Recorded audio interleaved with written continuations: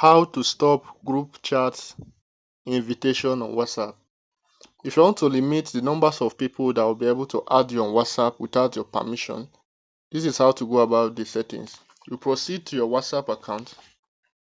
So now once you click on that, you proceed and you click on the three dots up there, and you now click on settings. Once you click on your settings, you click on privacy and you scroll down to groups. At this point, if you select anyone, that shows everyone with your contact will be able to add you. You can as well limit that to your contacts.